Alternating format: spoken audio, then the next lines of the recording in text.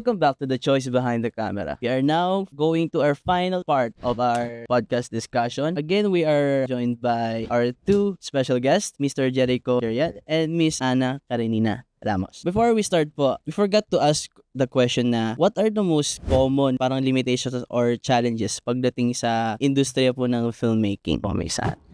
Budget? Yun ang unang-una. Kasi even if you are commissioned to write, you are going to work within a budget. So pag sinabi ng producer sa'yo na this is the budget, huwag kang magpasabog ng kotse or huwag kang magpasagasa ng tao dyan, you have to work with that. So I think yun ang unang-una. And kahit sa younger filmmakers, ang feed ko ay crowdfunding. Yes, Kung ako mayaman lang, Diyos ko, sinagot ko na lahat ng production. Yo. Pero ibig ko sabihin, budget talaga ang main concern pagdating sa production. What's your most expensive Oh, project? actually, pare-pareho naman siya when I was in Star Cinema. Mararamdaman mo lang yung ibang project. Bakit parang ito ang ulam? Bakit parang yung van, ano lang? Yes. Yung mga kaliliit na gano'n. Mararamdaman mo lang na gano'n. Choices of locations also. Mararamdaman mo na pa, bakit lahat ng kwento nangyayari sa bahay na to? Parang gano'n. How would you po? Same Budget then, of course. Parang any filmmaker you would ask budgets. With that being said po, when it comes to budgeting or even scheduling or finding resources, have you ever experienced nakatulong yung AI technology when it comes to that aspect? Ako, because ang last film ko was in 2019. Wala pang gaano AI. So, hindi ko pa na-encounter yung problem na yun. Yes. So, baka siya. I think AI can help you to give you ideas, like alternate ways to make your film more feasible. Like for example, let's say have a spaceship, gano'n. Baka pwedeng gawin sa ganitong lugar na lang. AI can help you to, especially may mga writers na mag-isa nagsusulat. Kasi me as a writer, I would like to write or conceptualize with another writer. Kasi iba pa rin yung batuhan eh. Yes. So, kung mag-isa ka, I think AI can help you like ChatGPT or whatever choice ng AI you would like to help you conceptualize. We're gonna be a bit going back to some previous question. Since we already know na lumalaganap na po ang AI technologies, especially here sa industriya po ng creatives, can you tell to us kung ano sa tingin niyo po yung kailangan talagang mag-remain human? Kailangan talagang maging stay na this is an output by human when it comes to the film industry po? I think story. Story itself. Still, story is king. Yun pa rin Story siya. is king. Story is king. Yung pa rin ma-replace Yes. yung human heart when it comes to writing. You truly believe po na that human creativity should be at the top and AI should only be a support? Yes. 100%. Nagiging necessarily a need na ba talaga ang AI technology to make film production much easier ngayon sa industriya po? I think hindi siya necessary but it's inevitable. Andiyan na siya eh. Diba? So, you as a creator, why not use? Adapt. Diba? Oo. Kailangan mo maging flexible. Kailangan mo mag-adapt. Nagbago na ang panahon eh. We cannot rely on the old, the traditional ways of filming. Kung magagamit mo siya for mas madali, convenience, mas mura, why not use it? Pero ako talaga, bilang writer, syempre isusulong ko na mag-umpisa tayo sa maayos na paglalatag ng storya. And you cannot do that na solely nakarely ka lang sa AI. 100%. Kailangan mo talaga ng tao because iba talaga eh. There was parang na-invite din ako sa thesis recently. They showed me 2 movies. One created purely based sa paglatag ni AI ng kwento, and one created na gumamit ng writer. Iba talaga. Yes. Mararamdaman at makikita mo. Magkaiba siya.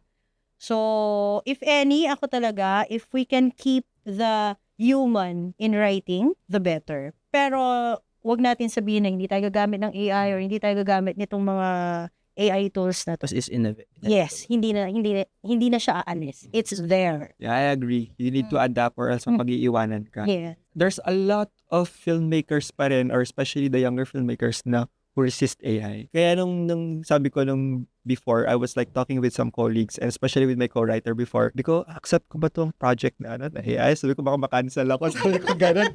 Kasi dun sa group namin, parang they really hate AI. Pero ganun. Because ako, gusto ko lang naman makita kung ano yung space. Ano ba yung nangyayari sa space na to? And what can we do or what can I do to help other creatives to adapt or to share my knowledge kung ano natutunan sa space. And what I've learned in this space is yun nga, you cannot really replace human emotion. It's just parang ka nakikinig na ng robot na Yeah. nagkasalita. Iba pa rin yung may kausap kong totoong tao. And also, sabihin natin realistic yung generations na videos ngayon. Hindi pa rin talaga makuha yung, yung human emotion, yung human, alam mo yun, yung the way the movies can make us feel. Yes. Diba? Also, I was talking with some classmates sa Meisner directing workshop and we were talking about AI and may nagsabi na parang maybe it's like NFTs na it was booming before and then Yeah. it fade away eventually. So baka ganun din yung AI pero we don't know. Hopefully, I mean, hindi ko naman sinasabing AI should be executed from any creative work. Mhm. Pero it sure does help us to be more efficient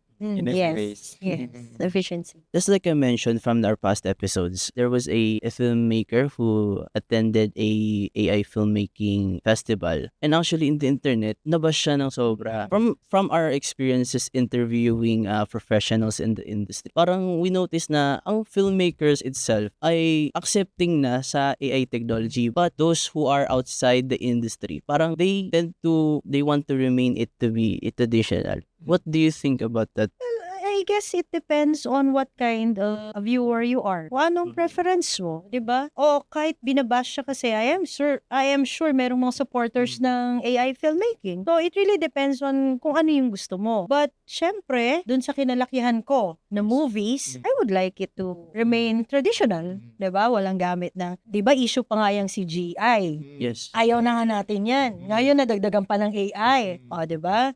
Pero we cannot do away with these things anymore eh. Kasi nandyan na nga siya. So, siguro mag-iiba na rin yung preference mo as long as it is acceptable, maayos yung pagkakagawa, at hindi nawawala yung puso ng pelikula. Ako siguro yun na lang ang babalikan ko. Kung makarelate ako sa movie at may maantig siya sa puso ko, di kahit AI ka man, kahit puro ko CGI, pwede kitang panoorin, pwede kitang tangkilikin. Ako, I think naman, nakita ko rin yun eh. Tapos may mga other colleagues ako na nag-react about it negatively. Yes. So, hindi naman ako nag-spark na conversation about it. And it was before I was working with, or in being involved with AI contents. I don't think na they will make a film festival, AI-driven film festival without thinking na there's no demographics. di ba? Yes. So, yes, I think May market.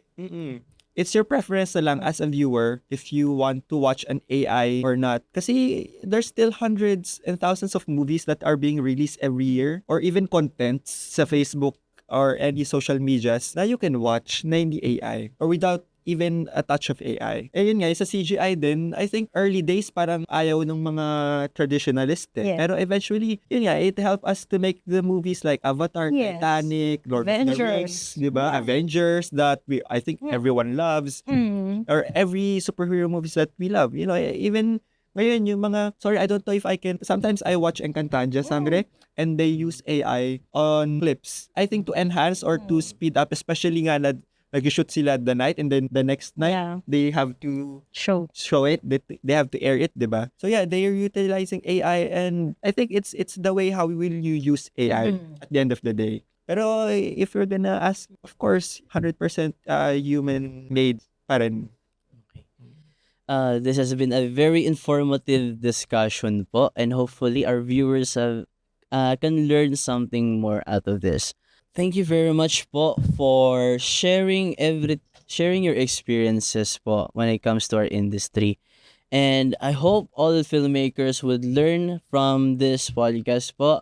And again, this is The Choice Behind the Camera. We are signing out.